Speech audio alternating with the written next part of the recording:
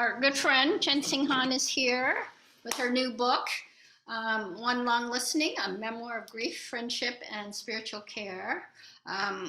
You visited us when you did Be the Refuge, or when it came out, and but that was online, so this first time in person. Gosh, we met each other online in terms of email when you were doing your research, which ended up being for Be the Refuge via EBMC, I'm pretty sure. So, yeah. Yeah, and just have been on the periphery of things in the Bay Area. And yeah, we're just glad to have you here and all your good work within Buddhism and within Asian American Buddhism. So thank you. Thank you so much, Reverend Lien. It's just such a joy to sit with all of you. I don't think I've sat in the San Francisco Bay Area and then also with all these friends, I think mostly on the West Coast. So it's just really nice to see all of you, both some familiar faces and also new faces as well. So some of you have gone to a few book talks, one or two maybe, and I'll try not to repeat myself. I was reflecting on the BART ride up here, about this book, which is 8 or 9 years in the making or so. And I can speak more about the origins of the book, but I thought I'd read a little bit from the book and also just offer some reflections. Maybe I'll just start by reading from the bridge, which those of you who've read will know is what opens the book. I'll just read from the very end. Christina, about what my hopes for this book were in this kind of unusual book. Paul, I'm happy to hear you found it both kind of entertaining and comforting too. I think grief and entertainment or humor or joy aren't often thought of together, but I see them as very interwoven. I wanted to convey in this mala of a memoir not only what chaplains do, but how chaplaincy feels. Choosing honesty over ease, I let the frustrations and opacities remain. I hope you'll indulge me this choice in the Buddhist spirit of 不知最亲切, not knowing is most intimate. The beads ahead do not conform to linear time.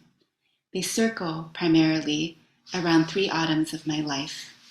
In the fall of 2014, I began a year-long chaplaincy residency program in California. In the fall of 2015, I moved to Taiwan to spend a semester at a Buddhist college. In the fall of 2016, I was undone by a dear friend's too soon death. I've heard it said that there are as many ways to do chaplaincy as there are chaplains. This book is about one chaplain's way. And it's nice to be with a group of people whom I don't have to explain what a mala bead is. You're all familiar. While writing this book, I thought a lot about some practitioners who've been practitioners for a long time and chant with their bigger mala beads than this, and how those just become worn over time, and how seemingly it's a repetition that is yet new every time. And there was something about that quality that made me feel very much like it evoked what chaplaincy or spiritual care feels like, the kind of, sometimes you meet the person, or I think it's especially hard with our familiars, whether it's our spouses or our parents or our kids, the people we might see a lot. And it's new every time, but then there's also kind of this familiarity of encounters. So there's something just about that I was exploring in this book. And, on, I think it was last Tuesday at Elliott Bay Book Company in Seattle, Professor Sharon Su was there, who teaches at Seattle University.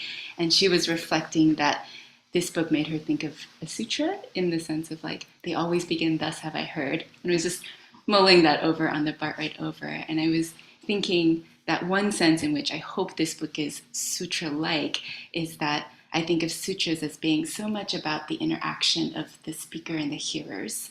And even the speaker is hopefully hearing themselves and listening. But there's something very co-created about what a sutra is. It's not just a one-way thing, but its meaning, its life becomes lived through our listening and then our embodiment, actually, of what we hear in our listening. So I'm most excited to hear what all of you sort of have to reflect back about this book, since it, in a way, this book only comes alive through your reading, your listening, your reflecting back what parts of your life that it touches.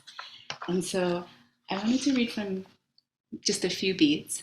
I thought I'd start with page 133. This was relatively early in my chaplaincy journey, not the very beginning, which I'll get to. But the hospital I'm referring to is actually San Francisco General Hospital, not too far from where we're sitting. As a chaplain volunteer at the As Real as It Gets community hospital, I enter into my first family meeting. It's a tense tableau. The family members stand, arms crossed and stony-faced, next to the medical interpreter. The man whose fate is being discussed cannot join the conversation. 66 days ago, he had a heart attack while out jogging and wasn't found for over an hour. Now his options are being measured in a cramped, windowless room. We hear a cascade of creaks and groans every time the upstairs toilet flushes. The doctor wants a Cantonese-speaking Buddhist. I do not speak Cantonese. I am not yet comfortable identifying as Buddhist, but the bigger point is demographics are not determinative. People are messy. People confound categories.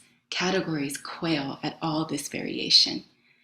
Even if I speak their dialect, which I don't, and share their religion, they've given no indication of being Buddhist. What right do I have to coerce them into acting as the doctor deems fit? The doctor is on a roll. His brain shows no sign of improvement. Diagrams, images, statistics. He cannot make a meaningful recovery. Diagrams, images, statistics. He is not capable of intelligent action. He cannot think. Are these the same thing? Diagrams, images, statistics. He's not the dad or brother you knew. He'll never be like that again. The interpreter can barely keep up with the torrent of words. I empathize with the doctor's desire to put a do not resuscitate order in place. Without the DNR, if the patient suffers another cardiac arrest, the outcome will likely be the same, death, but with more broken ribs. How frightening it must be for the nurses, too, to believe this man can only worsen under their care. They are thinking of sores, aspiration pneumonia, iatrogenic illnesses. But the family insists, it's only been 66 days. He needs more time. He is improving. We massage his limbs every day. I feel his arms getting stronger. He still looks like my dad. When he looks at me, it's as if he's really looking at me, only he can't talk anymore. So I don't know what you're telling me, that he can't see me or hear me. I just don't know. They are not swayed by logos, the statistics, the charts, nor by ethos. These resources could be used for someone who can make a meaningful recovery. The doctor tries pathos. My own father was in a similar situation. I think we caused a lot of suffering, and now I wish we hadn't done all those things. Unimpressed by this confession, the family remains stony-faced, arms pretzeled even tighter than an hour ago. The meeting ends inconclusively.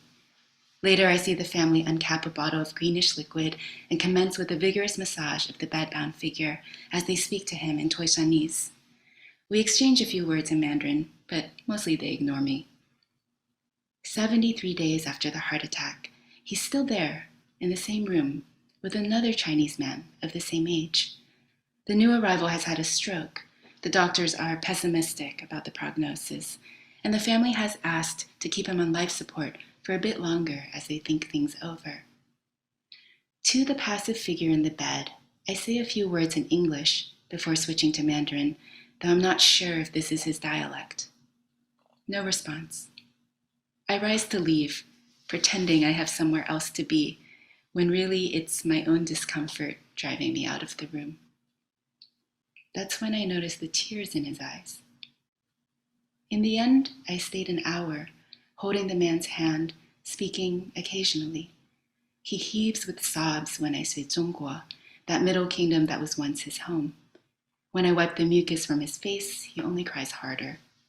Before he withdraws back into his original state of immobility, he moves his right hand to grab mine with a firm squeeze. He never uttered a word. This is the moment, my 4 grandparents' and favorite uncles' deaths behind me, a best friend's death ahead of me, that I capitulate. Chaplaincy can't be what I do in the interstices of 3 part-time jobs. Someday I will need to surrender myself to the year-long full-time training.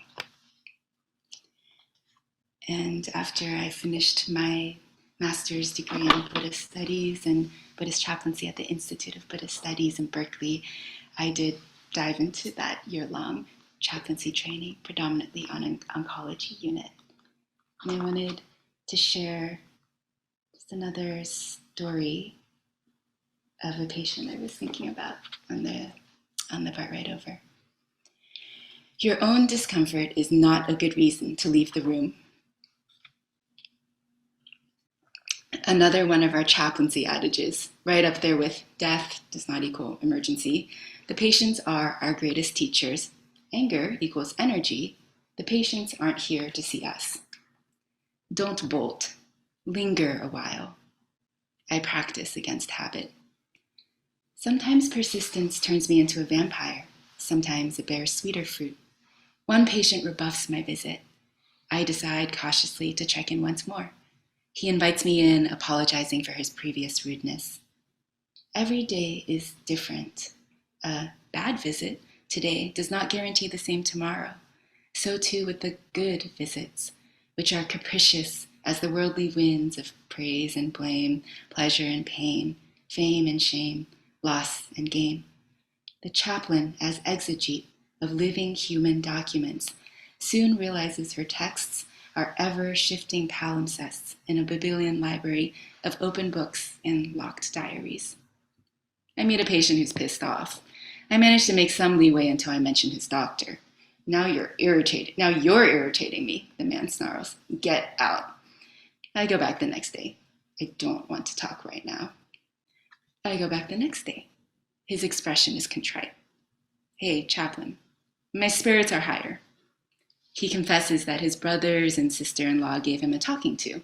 It was her tough love that broke through his blustering. I'm scared, he admits. He gives me a big hug when I leave. Thank you so much. Thank you for everything. Let the glory go to God and his sister-in-law too. My initial interpretations are often wrong. My second and third impressions too. When I first meet Mr. S, he is gruff and dismissive. Declined chaplaincy visit, I dutifully chart. He stays at the hospital longer than expected. I hazard another visit. Again, he is guarded, brushes me off with an everything's fine. I have added a column to the census of people on my units to help me prioritize who to see, length of stay. His LOS drifts into double digits. His religion column reads Baptist. When Mr. S transfers to a different room, I poke my head in to see how he's doing. You moved, I remark. Sometimes people feel a little more isolated in this corner. Come on in, he replies, baritone voice gravelly. Sit. Maya Angelou was right. I no longer remember what was said and done, but I remember the feeling of that afternoon and the ones thereafter. We spend much of our time in companionable silence. I have become endeared of this Baptist gentleman's reticence, the way he murmurs, "You come by again, okay?" at the end of every visit. There's only one entrance to every patient's room, but so many ways to drop into a conversation. Sleepwalker moments strike often. What path did I take to get here? Snuck in through a side door, squeezed in through the cat door. This stealth is not for thievery, though the quiet pauses between our breaths feel like stolen moments of defiant restoration. My first taste of flying at an ice skating rink in Pittsburgh, Pennsylvania. A stranger grabs my hand and takes me for a spin. The ice loses its frigidity. My wobbly legs embolden. The slippery pond transforms to open sky. Ephemeral but solid. Strange but safe. Fleeting but trustworthy. These bodhisattvas in different guises. we may never know what we mean to others, and vice versa. In all our visits, I saw the Baptist man cry just once when he told me about a woman who came to pray for him. It was the simplest of benedictions. May God steady the hand of the surgeon. I'll skip forward a beat. And I wanted to read this one since Reverend Lien and I kind of share a common crossing point in Cambodia, where we both spent time with Brahma Vihara, a Buddhist chaplaincy organization that ran there for many years under Reverend Beth Goldring. I worry that Mr. S will go the way of Mr. X, a patient I read about earlier in the book, languishing in the hospital until his demise. It's been months since Mr. S has been able to eat. His nutrition comes in liquid form via peg tube. Sometimes his nurse comes in during our visits to hang a new bag. And then comes the day Mr. S is finally allowed to eat what he has been requesting for weeks. When it arrives, I recognize the treat from summer camps past, the disposable cup, the infinity-shaped wood spoon. Mr. S eats the orange sherbet like it's been served on a silver platter. The years melt from his face, horsepower in reverse, 60 to 6 in one tiny, glorious lick. He is glowing. I must be too. The sheer joy of it. The sherbet is as good as shared, like those ice cream bars with polar bears on the wrapper that I used to eat with my dad, squares imperfectly bisected along the diagonal with a spoon. We would crack the coating like creme brulee, embedding shards of chocolate into the vanilla core. I was wrong to say I never ate with such gusto again after the fried chicken that first week in America. Watching a recovering patient relish the most sublime of orange sherbets, witnessing a dying friend savor her very last blueberry muffin, I learned there's another way to eat with my whole being, a way where the food never even touches my tongue. Outside the hospital walls, it is spring. Inside, the seasonless room has become summertime, a porch in the south, a yang tai in Shanghai, a meditation hall in Cambodia, after a 10-day silent retreat where Reverend B is saying, with pleasure, to me and the Brahma Vihara staff, now your feet are on the path. That time machine, it does exist. I think I'll just read. I want to make sure we have time to talk together, so maybe just one more. If you'll allow me.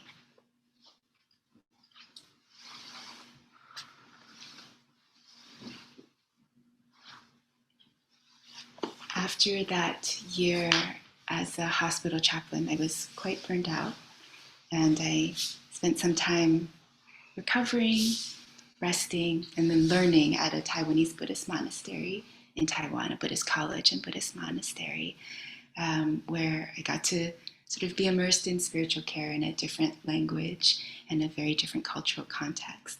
And then the year after that, my very dear friend from college passed away at the age of 29. And much of the book is written as letters to her, which she never got to read, at least while she was alive on this earth. But I just wanted to end with a scene that is from a video that her brother recorded. And in a way, I think she was, there were many impetuses for this book, but she was very much one of them. And something I really hoped to do in this book was to capture something of this spirit. She always seemed such a bodhisattva to me, and I think we all have those people in our lives who are just really good spiritual friends, just really good friends who inspire us to live a little more joyfully, more compassionately, more wisely. So I just read this final section from the book. The day she died, her oldest brother posted a video with this message. After a months-long valiant struggle, my dear sister succumbed to complications from leukemia early this morning. She was surrounded by her loving family when she passed and spent the last days of her life in the company of adoring friends and relatives. A couple weeks ago, she and I filmed a last-ditch video plea to pharmaceutical executives for drugs we thought might save her life. And though her particularly vicious brand of AML took her before that effort could bear fruit, her words excerpted here so clearly summarized her boundless compassion for the beings with whom she shared this life, her unflagging determination, and the poetry of her soul. I'll never forget you, sister, teacher, and friend beyond compare. 53,000 views. One of those views was after a late brunch in Portland, the restaurant emptied of customers, except for 3 college friends. We crowd around a tiny phone screen while our waitress folds napkins into bassinets for silverware in the far corner. On screen, our recently departed friend is dabbing at her mascara, chuckling as she remarks, "I am crying like a madwoman." I am too. I have never cried this hard in public. I am ruining this napkin bassinet with snot and tears. Good thing they're sturdy and made for this purpose, no? "What do you want to do in the world?" her brother asks at the beginning of that last-ditch video. "I want to accompany people on their paths towards wellness," she responds, hair shorn and peach fuzz just growing back in. She looks like a baby bald eagle, if eagles nested in hospital beds and gowned up in mint green. I remember reading something about the word for compassion in Pali. The idea behind metta is that you show loving kindness by meeting the suffering of others with an unwaveringly open and loving heart. That's what I want to do. I want to be a part of the healing of the people in this world. "Tell me about running," her brother urges. I like to always stay at a place where I could run a half marathon if I really had to.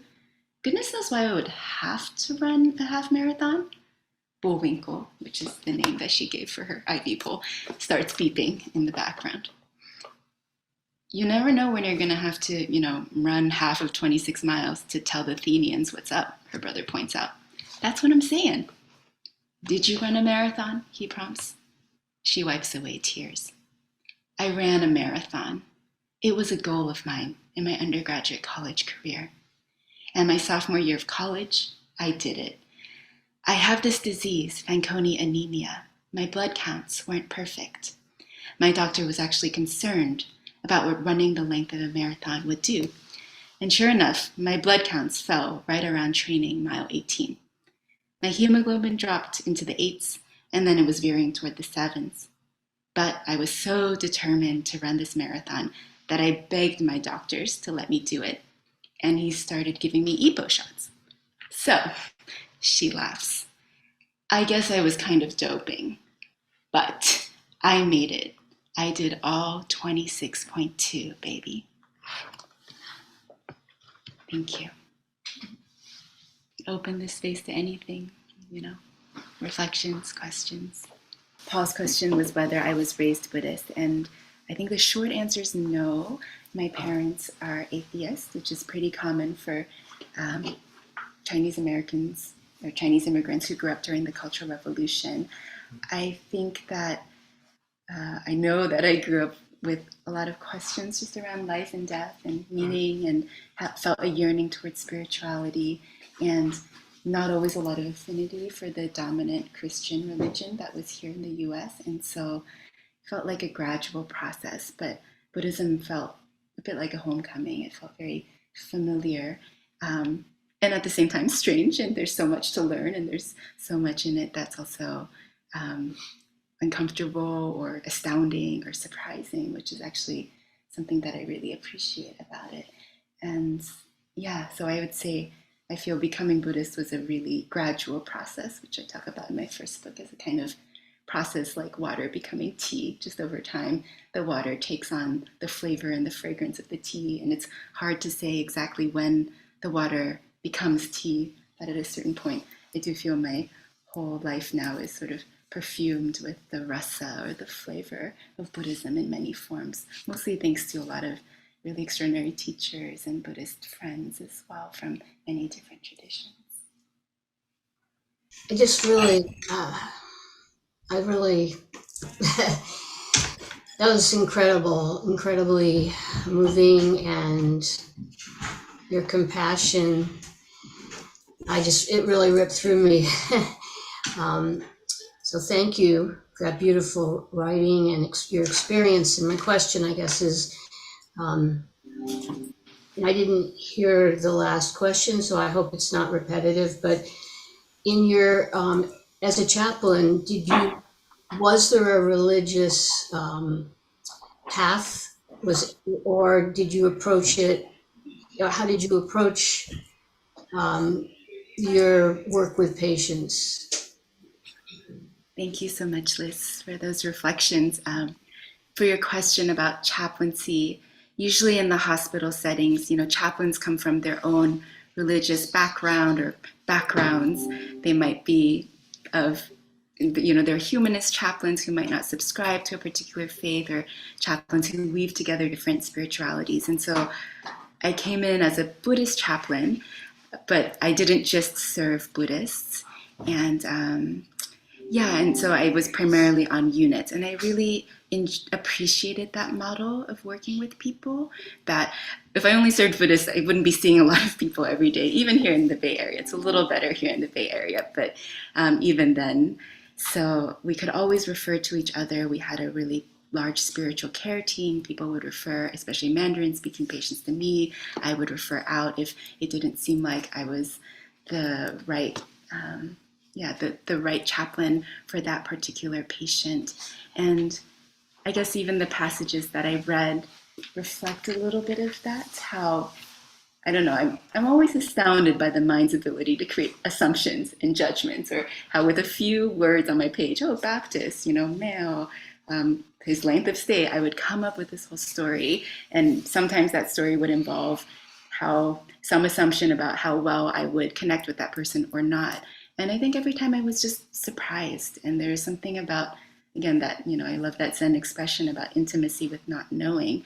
But I think, that kind of model of being a chaplain, which is very much about being a spiritual caregiver in contexts outside of a congregation, in contexts that are very multi-religious, multicultural. And how does one then interact with that kind of difference? I think it was an ongoing teaching in a way I had to root more deeply in some ways in my Buddhist practice, and my Buddhist tea. I had to soak more steeply in it. But at the same time, that was never the first thing I announced going into a room. I didn't just say, "Hi, I'm Buddhist." I mean, I would tell people if people asked, but I hope that answers your question, Liz. Deepa? I'm having the same reaction as Liz. Very, your words have echoed and landed very close to my heart, and especially today. I wanted to ask you about you mentioned that you were burnt out and you went to kind of study and soak in the tea of Buddhism more. What happened after that? I mean, did it help you get over it? And then did you return to chaplaincy after that? Did it, and how? I wonder if you could speak more about that. I haven't read your book yet, but I want to. So I don't know if there's a way I can purchase it from you there, or go through some online channels. Thank you, Deepa. Let's see. Originally, the subtitle of the book was My Education in Buddhist Chaplaincy, which is in a way a nod to me not at present, or not even after the residency, going into full-time chaplaincy. I say I'm not a badge-wearing chaplain. I feel the training informs everything I do, but as I mentioned in the book, it was really my chaplaincy supervisors who gave me the courage to write really both my books. At the time, I was burnt out for multiple reasons, personal and professional. And I'd kind of gone into this training with the suspicion that full-time chaplaincy would not be the best fit for me for various reasons. And I simultaneously thought, this is just such an invaluable training for life. Luckily, unlike a medical residency, it's not multiple years, it's just a single year. And our supervisors were incredibly encouraging. A lot of clinical pastoral education, CPE, is really meant for discernment. And so they often say, like, it's a year that turns your life upside down, which felt very much to be the case. I would joke, it's like something I wouldn't trade for the world, and it's something I would never do again. Both are simultaneously true. So I did not, or have not yet, and I don't know what the future holds, gone back into chaplaincy. But going to Taiwan, it had something to do with both finding more time to write and something to do with being in a place where I wouldn't be a religious and racial minority, but actually would be in the majority with people who looked like me, who spoke Mandarin, which felt really healing at the time. It still feels healing now to be in those spaces, and places where I just never had to explain Buddhism, like the whole worldview of karma and causes and conditions and rebirth and so many things. It was just so, I don't know, it felt very embracing for me to be held by that. And at the time, I think I started to unearth, I talk about this in One Long Listening as well, but there was a way that I was kind of coping with some personal trauma by getting lost in other people's stories. And I was seeing the way that I was pushing away my own griefs. And at this point, my friend Amy hadn't died yet, but my own griefs, whether that was the loss of my dear uncle who died of cancer when I was 18, whether that was the loss of my grandmother, and also this kind of loss that I would say immigration wrought. Coming to this country at the age of 4 meant kind of losing connection with all of my family and with this multilingual country that I grew up in. Like, all of that was lost, and much was gained as well. But to really grieve that loss more fully, I think I sensed there was something around that. And so my chaplaincy supervisor said, you know, chaplaincy needs writers too. And I think that was that benediction, that blessing, that sort of koan for me is what I've been living into in the years since, trying to understand what does it mean, rather than to see myself. At the time, I felt like, oh, I'm kind of a failed chaplain because I've quit, where like I'm not continuing the profession. And I also felt like a failed writer because I wasn't able to write the books.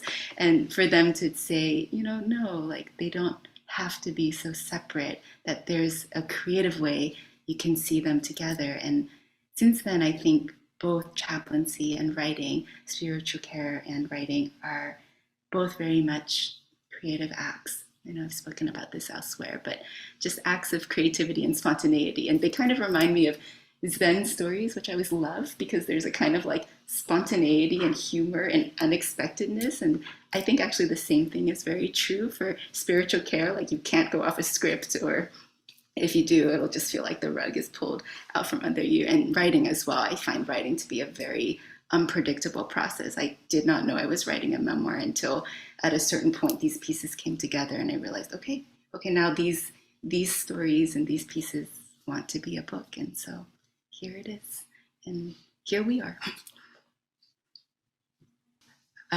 I don't think I would try to very succinctly say. Paul was sharing about some friends like Duncan Williams, who has a wonderful book, American Sutra. I work pretty closely with Duncan, and then just asking this broader question around Asian American Buddhists. Both kind of, he was reflecting 30 years ago when he began, he wasn't really seeing as many. He's saying Reverend Lien Sangha is amazing, being someone who's Asian American and queer, and totally agree that this is a really amazing space. That's a really big question. I think maybe just briefly, you mentioned Ruth Ozeki, who is a Buddhist priest, a Zen Buddhist priest, and well-known fiction writer. Her last couple novels in particular are very Buddhist, The Book of Form and Emptiness, and then the one before that, A Tale for the Time Being. So she was very much an inspiration, especially for the first book. She had spoken to me briefly about, with recommendations for Be the Refuge, on how to write it.